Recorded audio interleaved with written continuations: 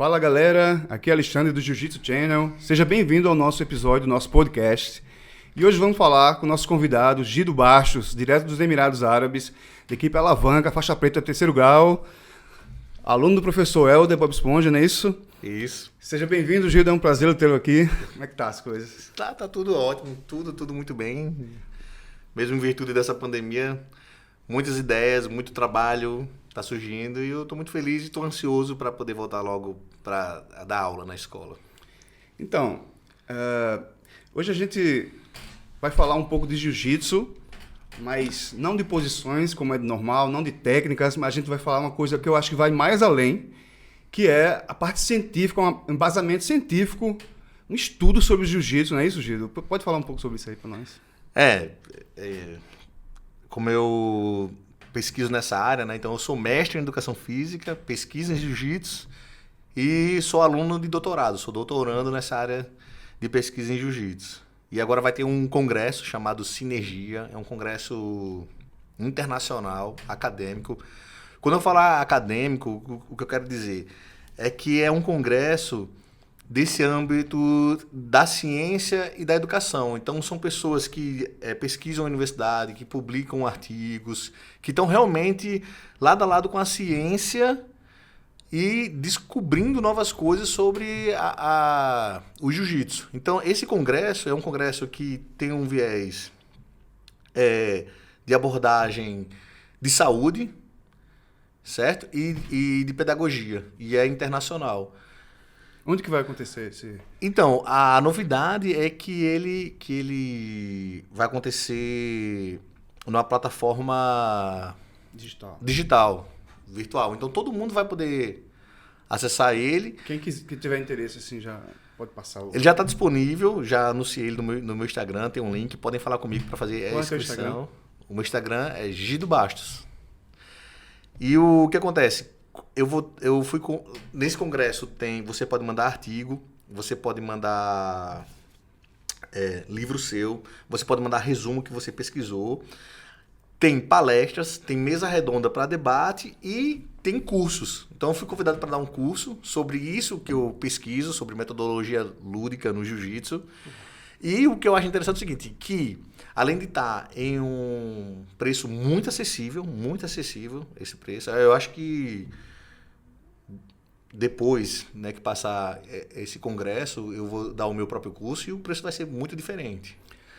Pô, bacana isso aí, eu acho que é algo pioneiro no jiu-jitsu isso, eu pelo menos nunca vi falar, eu acho que a galera tem muito se preocupado muito em técnicas, mas para quem quer ver do jiu-jitsu, que quer ter um background mais científico, né? Isso, eu acho que isso é de suma importância. E se eu estiver falando alguma coisa que tu... Não, fica à vontade, pode falar. Eu acho que você está totalmente certo e eu quero reforçar a importância disso. Por quê? Porque o jiu-jitsu, ele vem crescendo cada vez mais e ele vem de uma base muito empírica. Todo mundo que treinou jiu-jitsu ou que treina jiu-jitsu, ele vem de um ensinamento empírico. Ele não vem de um processo de ensinamento científico. Então, você poder participar de um congresso científico, sem mesmo você ser da academia, e ter um certificado de relevância científica, isso pesa demais no seu currículo e fora o aprendizado que você vai ter nesse curso, porque como é científico, as respostas, tudo, o seu clareamento, seu nível de realidade vai ser uma realidade científica. Por mais que as práticas corporais tenham essa coisa empírica de experiência, de tato, há uma oportunidade para você conhecer agora o outro lado, o lado teórico, o lado científico, o lado de praxis. Praxis é aquela coisa de você testar na teoria prática. Então, vai ter todo esse respaldo. Eu acho muito interessante. Se eu fosse uma pessoa que não estivesse dando esse curso, eu gostaria de participar desse curso. É um curso que nenhum docente de jiu-jitsu pode perder a oportunidade. Cara, tu poderia dar mais exemplo sobre isso, assim, falar sobre mais detalhes, assim, que ainda está um pouco... Por exemplo, não na minha área, eu vou falar na minha área em seguida, mas muita gente se pesquisa a influência da creatina em treinamentos de força. Então, vai ter um monte de pesquisa internacional explicando sobre a influência da creatina no treinamento de força. O cara validou, o cara pesquisou a fundo, fez um teste com um grupo controle e tal. No meu caso, eu vou falar sobre a importância e o benefício do método lúdico no ensino de jiu-jitsu. Exemplo. São brincadeiras que eu consegui desenvolver para trabalhar a lição que você quer ensinar. Muita gente usa brincadeira só para chamar atenção ou para aquecer. Não usa como método. Para você usar essa brincadeira como método, você tem que promover aprendizado.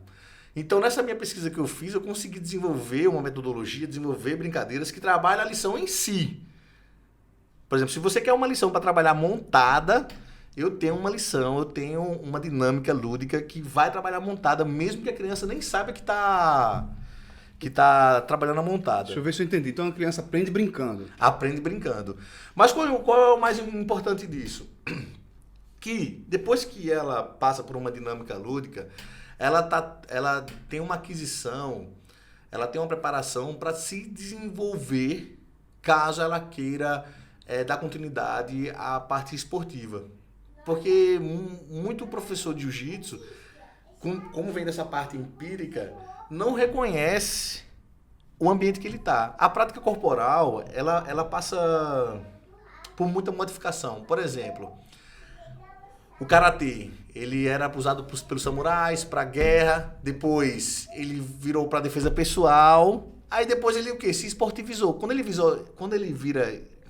uma prática corporal vira esporte, ela perde todo esse conteúdo que ela tinha antes de combate, de violência, e o foco dela é a técnica para aquele esporte. Então, por exemplo, não vale mais um golpe muito forte, um golpe muito traumático. O que vale são a quantidade de pontos. Então, tudo vai se mudando. Quando o esporte... Como essa prática... Aí voltando para o jiu-jitsu, né? Para o caso aqui. Como essa prática corporal, ela veio parar no ambiente de educação, ela tomou uma nova roupagem. E poucos professores passam a entender essa realidade, essa nova roupagem. Eu acho que o jiu-jitsu hoje está mais profissional e exige esse tipo de conteúdo. Então, o jiu-jitsu, o que aconteceu com o jiu-jitsu? Ele teve a primeira fase, que foi essa de guerra dos samurais. Uhum. Teve a segunda, que foi de combate, que foi essa época dos Gracies, UFC, Pride, entendeu? Então você ia treinar jiu-jitsu para uma defesa pessoal, a realidade era para uma realidade de situação de perigo, era para uma realidade de você somar golpes traumáticos com imobilizações de jiu-jitsu. Uhum. Depois ela passou o quê? Para uma roupagem de quê? De profissionalismo esportivo. Aí é totalmente diferente. Começou a vir posições que tem gente que debate até hoje. Por exemplo, no caso do berimbolo, que é uma posição que você bota suas costas no chão, você se embola. Tem gente que fala, mas na rua, situação de rua. Então leva para um universo que é totalmente oposto do esportivo. São duas coisas diferentes. Duas coisas diferentes. E aí tem uma nova roupagem que é qual? O educacional. Aí quando vem para essa roupagem educacional, a prática corporal do jiu-jitsu muda de exigência. Tu acha que isso pode ser aplicado a partir de que idade nos alunos? Eu acho que... Eu não vou falar a idade, mas eu posso falar assim, em nível Brasil. Desde o maternal, mas desde que você seja um docente que entenda essa realidade em que a criança está inserida. Que é um ambiente de educação. Por exemplo, no maternal o que se pode colocar? Você pode vestir a criança de kimono. E eu fazia várias outras brincadeiras para que ela se desenvolva, que alguém que tem essa abordagem empírica, um professor de academia robusto, vai dizer, isso não é jiu-jitsu. Mas ela já vai começar a entender o que é um kimono, vai se familiarizar com a roupa, entendeu? A criança no maternal, ela tá numa fase que ela tá despertando muito sua fase sensório-motor. Sensório-motor é essa questão assim do tato, ela vai tocar no kimono, ela vai ver que é áspero, ela vai tocar numa camisa, ela vai ver que é lisa, ela vai ver um kimono azul, ela vai ver um kimono preto. Então essa parte sensório-motor da criança vai estar em desenvolvimento na fase do maternal. Então um professor que é qualificado, ele vai atuar com a necessidade que a criança precisa nesse momento, entendeu? Uhum. Falando de qualidade de aula, assim, o que é que tu acha que vai que vai contra esses teus princípios aí que a gente vê hoje nas academias. O que é que tu acha, assim, algumas atitudes de professores, por exemplo, que, pô, antigamente, né, o professor era muito, falava palavrão, não ligava tanto com o kimono limpo. E eu queria que tu falasse, assim, de algumas atividades que não é nem aceitável hoje. Que vai contra esse princípio que tu tá levantando hoje, que eu acho que vai dar, cara, esse trabalho científico, assim, vai dar uma nova cara, um novo profissionalismo ao jiu-jitsu, cara, nunca visto antes, eu acho. Como tu disse, até hoje eu acredito que ainda existem muitos professores que estão nesse método empírico ainda. Porque o professor de jiu-jitsu, às vezes, ele pensa muito na técnica, muito na força, de pegar ali alguns alunos fortes, duros, aquele ali que ele quer ver competindo, levantando o nome dele. O que tu acha que vai mudar, assim? Tu acha que o professor... Por que tu acha que o professor... Eu acho que o que mais falta nos professores é realmente uma tomada de consciência da onde ele se encontra e de como ele quer atuar em cada ambiente. Então, para ser sincero, eu não sou contra o palavrão, não. Mas eu acho assim, quando você está num ambiente de alto rendimento, se você fala para o seu aluno, o treino é de 3 horas da madruga, o que quer ser campeão, ele vai treinar às 3 horas da madruga. Só que é bem excludente. Um cara que é treinamento VIP, um que é médico, que é empresário, que quer fazer uma mola por prazer, ele não vai 3 horas da madruga, ele não quer treinar com alguém de kimono sujo. Então é essa falta de tomada de consciência. O que acontece muito? É o professor misturar os perfis dos alunos e acaba dando esse problema. Aluno se frustrando porque ele está misturado num ambiente que o professor está colocando ali forçado. E isso pode traumatizar o aluno. Pode traumatizar. E ele não voltar mais nunca. E pode traumatizar de uma forma psicossocial mesmo. Até fora do tatame. Até fora do tatame, porque como ele quer uma galera de competição, ele só conhece aquele método e ele fica forçando. E vice-versa acontece na escola. No ambiente escolar. Porque o que eu achei interessante? Na minha pesquisa, eu fiz uma análise do discurso. Como é que é uma análise do discurso? Você vai entrevistar pessoas.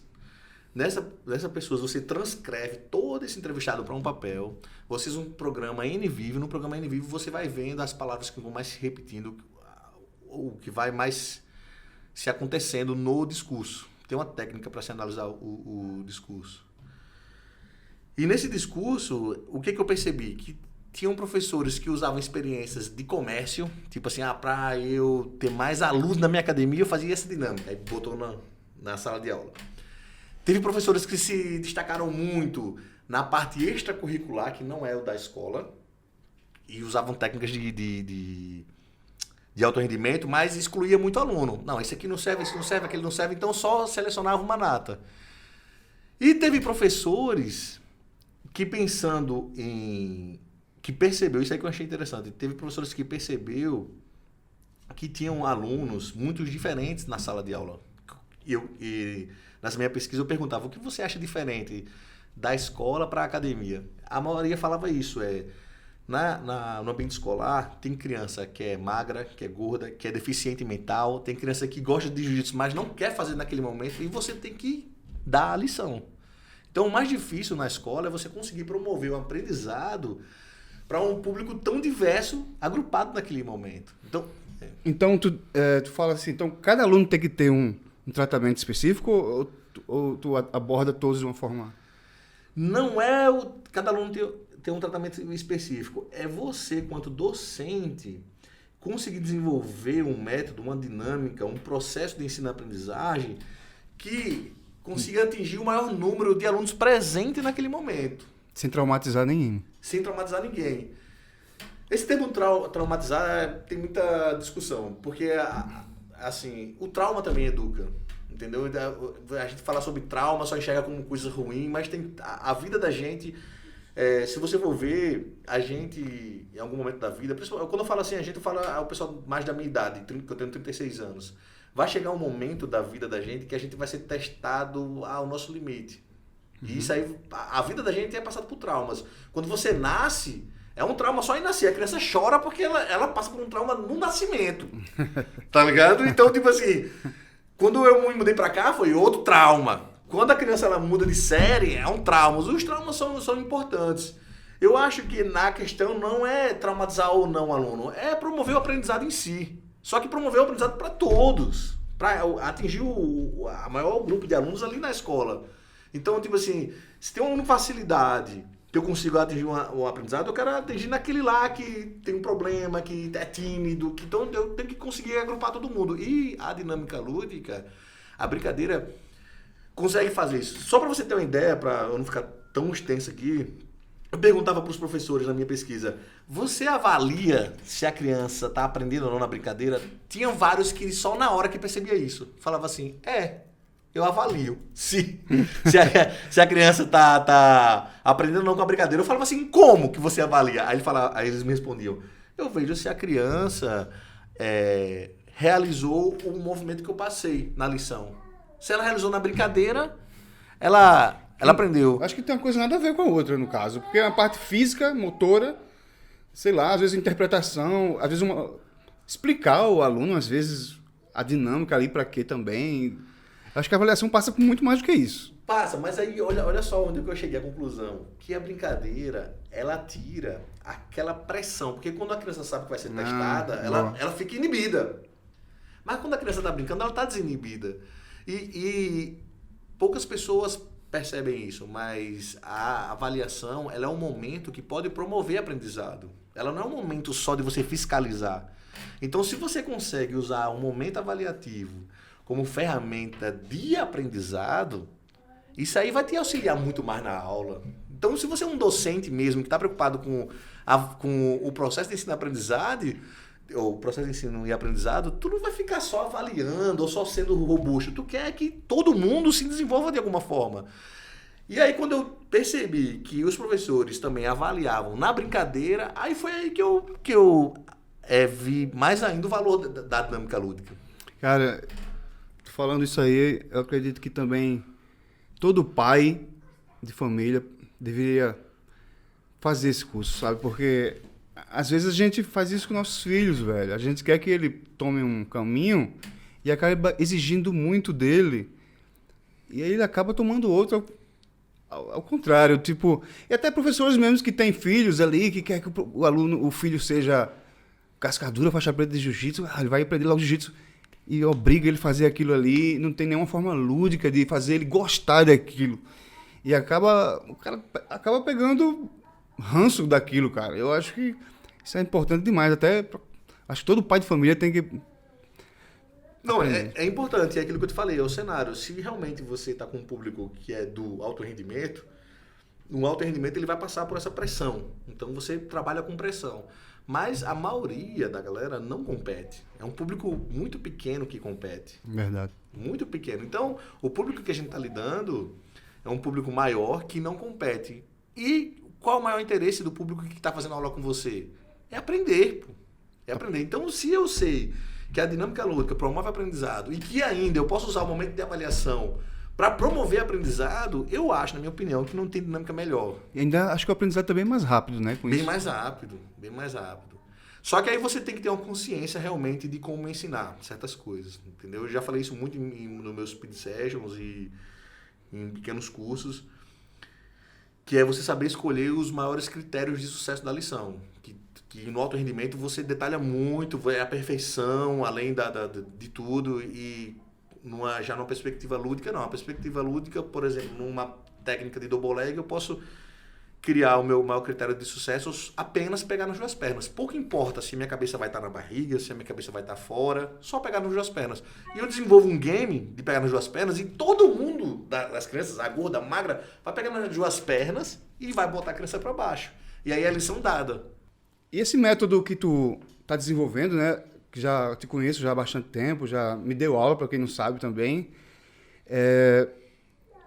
Já foi utilizado, tu veio desenvolvendo ele por um longo período, né? Isso, inclusive, no Exército dos Emirados Árabes, a gente já praticava alguns métodos que tu tinha desenvolvido, lúdicos, a gente utilizava com soldados aqui nos Emirados Árabes para tentar mostrar de uma forma mais lúdica o jiu-jitsu aí, o que tu tem que falar? Sim, quando eu estava em andamento nessa minha pesquisa, eu fui convidado, inclusive eu tenho um certificado sobre esse curso que eu dei, para um pessoal, se eu não me engano, do NSA. É um curso específico na base militar aqui sobre essas minhas dinâmicas lúdicas, e eles iam aplicar depois e iam me dizer um feedback.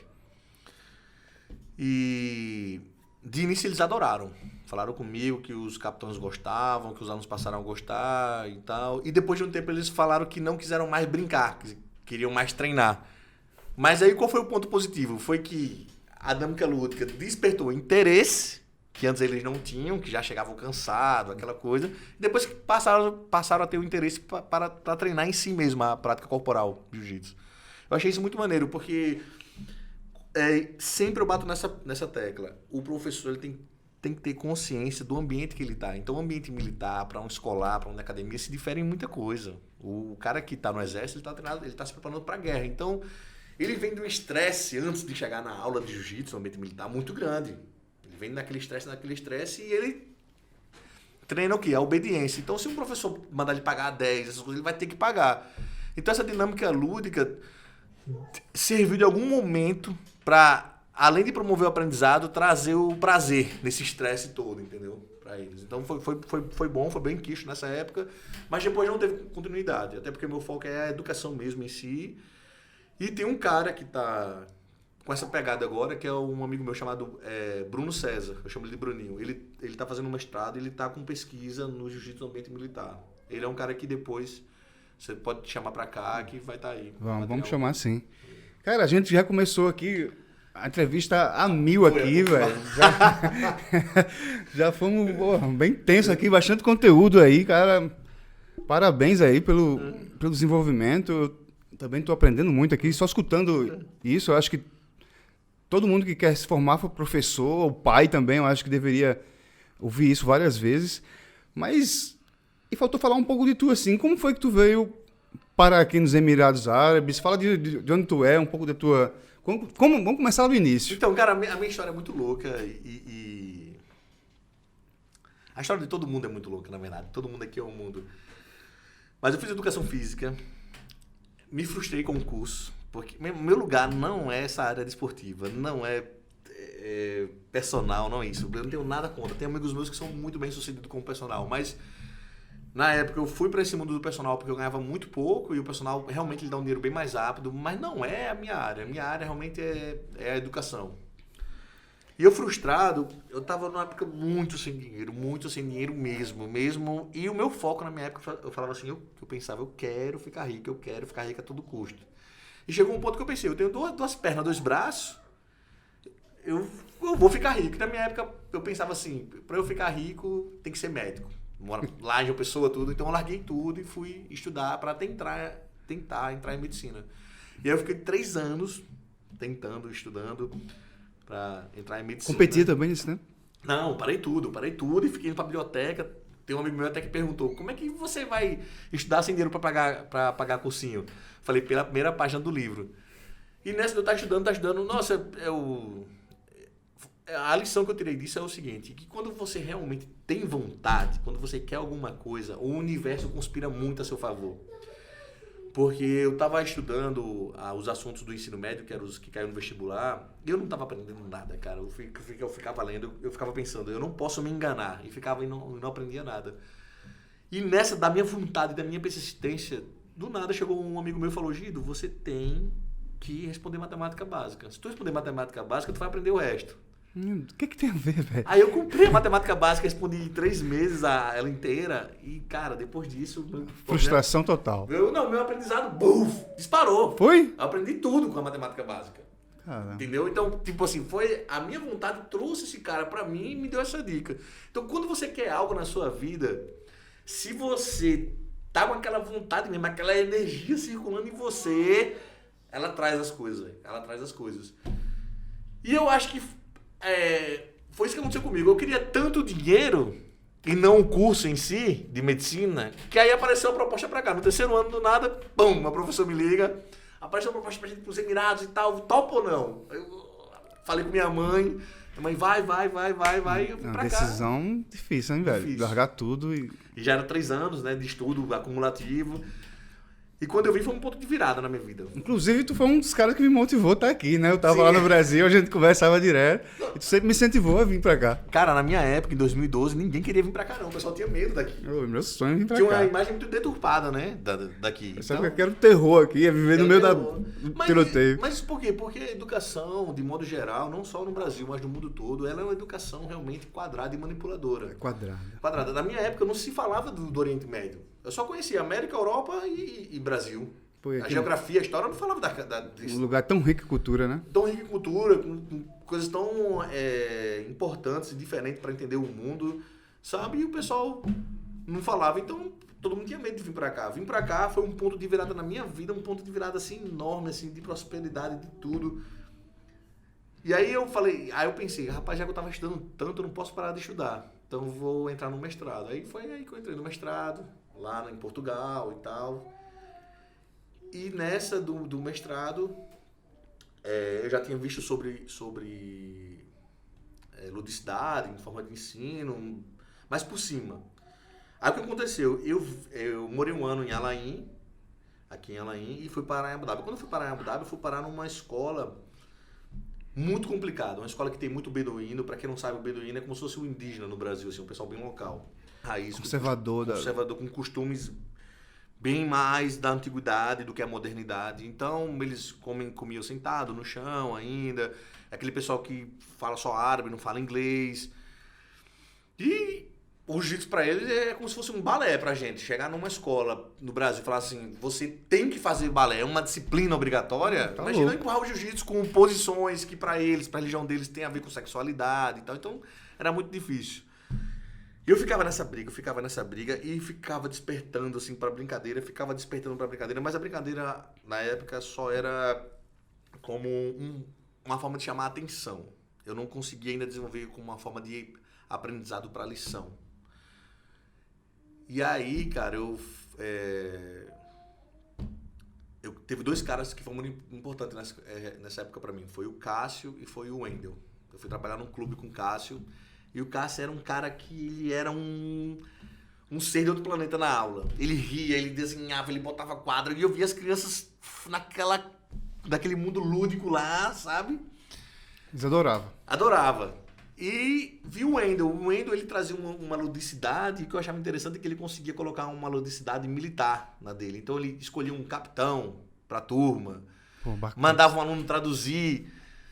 E aí, meu irmão, Uma grande sacada, hein? foi essa parada assim do universo me ajudar. Eu tinha entrado no mestrado, fazendo uma pesquisa, tava num lugar muito ruim para dar aula, queria apostar nesse mundo lúdico, não tava sabendo como, eu tava usando o lúdico só para enrolar.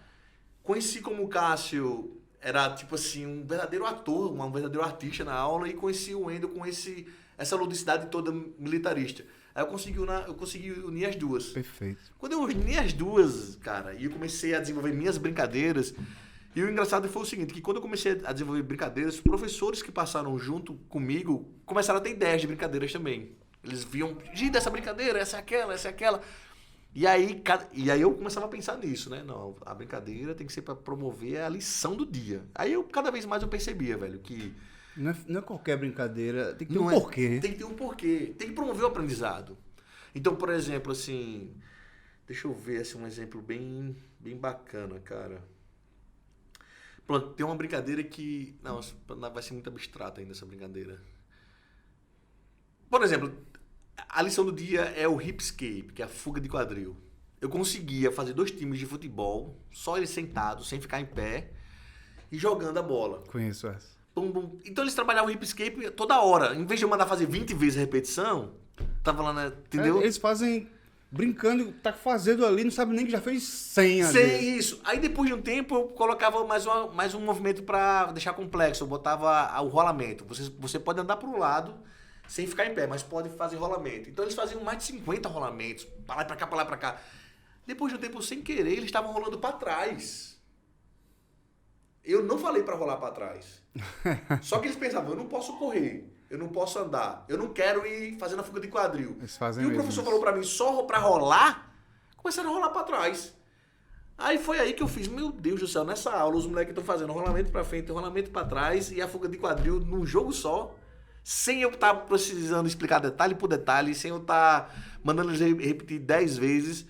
Aí nesse dia foi uma sacada que eu tive assim, sabe? E a motivação, né? Eles ficavam toda hora ali, toda hora ali. Aí eu comecei a entrevistar vários professores da minha pesquisa e eu vi que vários professores, mesmo com preconceito com a brincadeira, usavam brincadeira.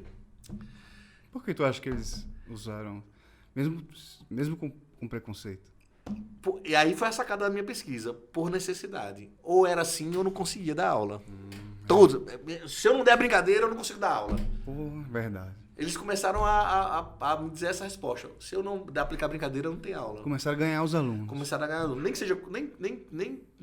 que seja como moeda de troca, mas todos. Aí depois de um tempo, nas perguntas, eles se percebiam que usavam para avaliar, usavam para ensinar, usavam para tudo. E aí eu fui ganhando mais espaço, essa perspectiva da brincadeira, da ludicidade foi cada vez mais crescendo nesse mundo do jiu-jitsu escolar aqui. E hoje eu acredito que muitos professores acreditam mesmo de fato nessa metodologia lúdica. E muitos desenvolvem, tem muitos caras talentosos aqui para brincadeira, muitos mesmo. Só que eu sou um cara que faça pesquisa, mas tem vários talentosos que fazem muitas brincadeiras maneiras e eu saio copiando, sabe, pescando. Isso aí. Fazendo isso aí. Eu acho que quando você só pega tudo de uma pessoa e copia ali, é plágio, né? Mas quando você pega pouquinho de várias, aí é pesquisa. Mas é pesquisa e aprendizado, porque todos nós que viemos parar e que vem parar aqui, a gente vem despreparado. Essa que é a realidade. Por que a gente vem despreparado? Porque a gente nunca deu aula de jiu-jitsu como uma disciplina curricular obrigatória antes. A gente nunca fez isso. Então a gente vem despreparado porque a gente vem sem experiência. A gente tem que dar nota, a gente tem o poder de reprovar ou não o aluno, entendeu? Então realmente é um despreparo. Então a gente vai ganhando preparo aqui. Só que se já tem esse material, se já tem professores experientes, quando um professor vem agora novo e cola com a gente, ele já aprende esse caminho muito mais fácil, né? Se frustra bem menos. Boa. Eu espero de fato contribuir com esse curso aí que vai ser nesse evento aí Sinergia, que é um evento de respaldo científico muito grande, então, e é internacional, eu espero que todo mundo apareça. E eu espero que também que todo professor passa a abrir mais essa mentalidade para esse universo lúdico, né, de ensino para todo mundo, para criança. Tem muita coisa para se discutir sobre ludicidade. Todo mundo é um ser lúdico, todo mundo tem uma ludicidade sobre o mundo, todo mundo vai desvendando novas realidades a partir que vai amadurecendo. E encarar essa nova realidade pode ser um universo muito positivo para ele no ensino. Muito bom, cara. Muito bom mesmo. Parabéns. Eu não vou perder esse curso aí por nada. E fala pra galera aí também. Quem quiser se inscrever nesse curso aí, onde é que acha o link? Fala de novo. Aí. Sim. Tem que escrever assim, ó, o nome. Sinergia Brasil com Z.org. Eu vou deixar aí no link, galera. Quem quiser aí, clica aí, vai direto pra lá. E deixar teu Instagram aí de novo, pra quem quiser mandar uma mensagem aí, tirar alguma dúvida. O meu Instagram é Gido Bastos e JIDDU, Gido com 2D, Gido Bastos. Só botar Gido Bastos no Instagram e vai achar. E voltando ao assunto do Sinergia, quando você escrever o link, vai aparecer uma opção para você se inscrever como congressista. Quando você se inscreve como congressista, você está apto a fazer todos os cursos, não só o meu. Aí vai estar o meu lá. Se você quiser fazer só o meu, você vai fazer só o meu. Se você quiser fazer os outros cursos, vai estar os outros cursos disponíveis. E palestras, mesa redonda, tudo você pode participar só com essa inscrição de congressista. Bacana. E o valor está muito acessível. Eu não quero nem falar aqui, mas eu tenho certeza que qualquer um gasta mais em um almoço aqui do que o valor que está lá. O valor com certeza vai ser barato, velho. Porque depende de uma coisa é preço, outra coisa é valor, né? Sim. Acho que a gente tá falando aqui, na verdade, é preço mesmo. É o preço está muito acessível, Porque muito mesmo. Questão de valor, nem que vai ser agregado aí, nem sem palavras. Então, galera, é isso. Espero aí que vocês tenham gostado aí. Quero agradecer aí, meu professor também, o Gido Bastos. Obrigado. E se vocês gostaram aí, galera, Comenta aí, deixa um comentário aí, deixa um like aí no vídeo aí, compartilha aí com os amigos, com os professores, beleza? Valeu. Beleza, beleza.